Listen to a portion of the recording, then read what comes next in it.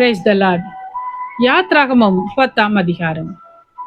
பின்பு கர்த்தர் மோசேயை நோக்கி, நீ பார்வோன் இடத்தில் போ, அவர்கள் நடுவே நான் என் அடையாளங்களை செய்யும்படிக்கும் நான் எகிப்திலே நடப்பித்ததையும் நான் அவர்களுக்குள் செய்த அடையாளங்களையும் நீ உன் பிள்ளைகளின் செவிகள் கேட்கவும் உன் பிள்ளைகளுடைய பிள்ளைகளின் செவிகள் கேட்கவும் விவரித்து சொல்லும்படிக்கும் நானே கர்த்தர் என்பதை நீங்கள் அறியும்படிக்கும் நான் அவன் இருதயத்தையும் அவன் ஊழியக்காரரின் இருதயத்தையும் கடினப்படுத்தினேன் என்றார்.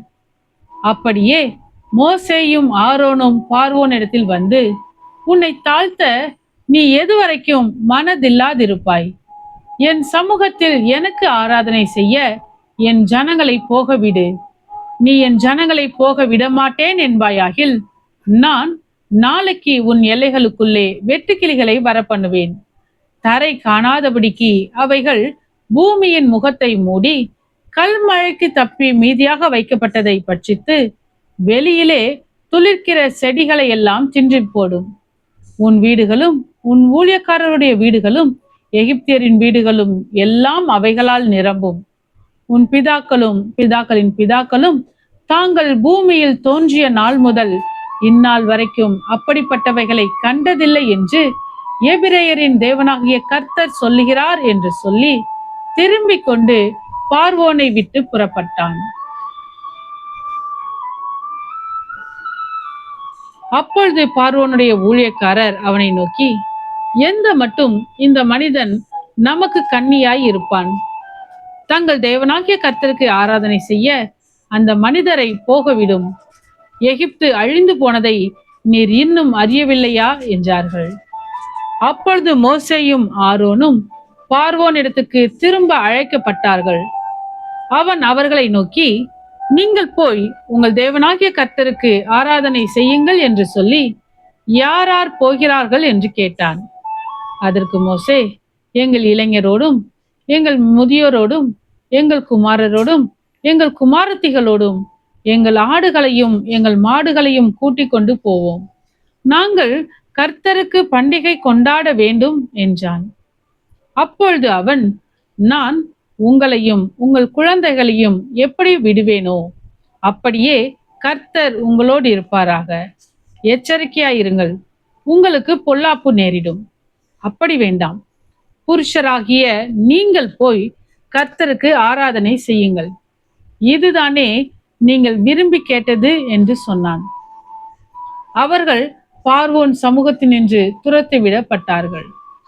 அப்பொழுது கர்த்தர் மோசேயை நோக்கி, வெட்டுக்கிளிகள் எகிப்து தேசத்தின் மேல் வந்து கல்மழையினால் அழியாத பூமியின் பயிர் வகைகளை எல்லாம் பட்சிக்கும்படிக்கு எகிப்து தேசத்தின் மேல் உன் கையை நீட்டு என்றார்.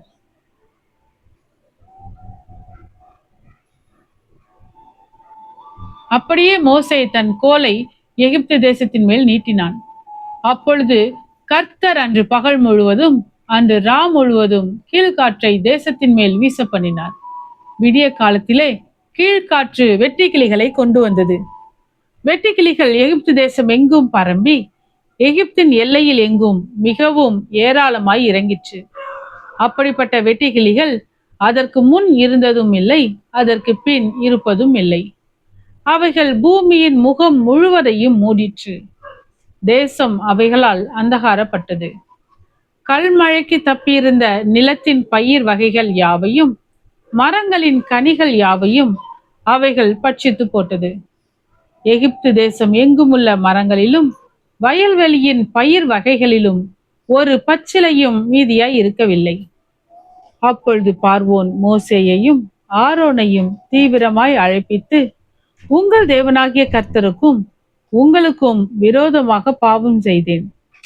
இந்த ஒரு முறை மாத்திரம் நீர் என் பாவத்தை மன்னிக்க வேண்டும். உங்கள் தேவனாகிய கர்த்தர் இந்த சாவை மாத்திரம் என்னை விட்டு விலக்க அவரை நோக்கி விண்ணப்பம் பண்ணுங்கள் என்றான். அவன் பார்வோனை விட்டு புறப்பட்டு போய் கர்த்தரை நோக்கி விண்ணப்பம் பண்ணினான். அப்பொழுது கர்த்தர் மகா பலத்த மேல்காற்றை வீசும்படி செய்தார். அது வெட்டுக்கிளிகளை அடித்து கொண்டு போய் செங்கடலிலே போட்டது. எகிப்தின் எல்லையில் எங்கும் ஒரு வெட்டுக்கிளியாகிலும் மீதியாய் இருந்ததில்லை. கர்த்தரோ பார்வோனின் இருதயத்தை கடினப்படுத்தினார். அவன் இஸ்ரவேல் புத்திரரை போக விடவில்லை.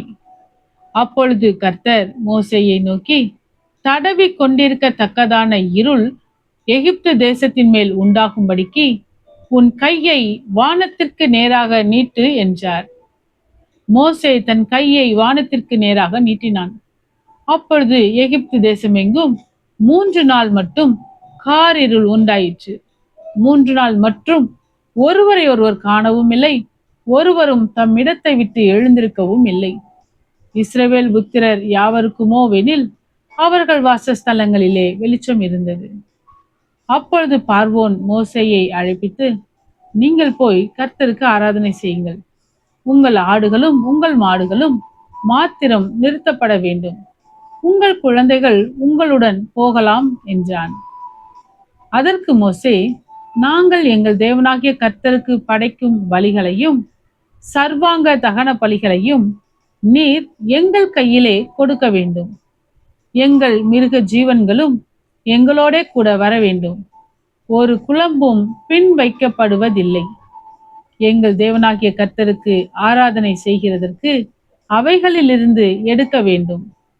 இன்னதை கொண்டு கர்த்தருக்கு ஆராதனை செய்வோம் என்பது நாங்கள் அங்கே போய் சேரும் அளவும் எங்களுக்கு தெரியாது என்றான். கர்த்தர் பார்வோனுடைய இருதயத்தை கடினப்படுத்தினார். அவன் அவர்களை போக விட மனதில்லாதிருந்தான். பார்வோன் அவனை நோக்கி, என்னை விட்டு அப்பாலே போ. நீ இனி என் முகத்தை காணாதபடி எச்சரிக்கையாயிரு. நீ இனி என் முகத்தை காணும் நாளில் சாவாய் என்றான்.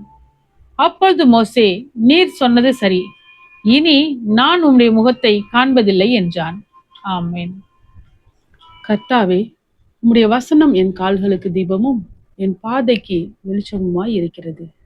இருளான என் வாழ்விலே நீர் தந்த உம்முடைய வேத வசனத்தை தினமும் படித்து வசனத்தின் வெளிச்சத்திலே இடராமல் நடப்பேன். ஆமென்.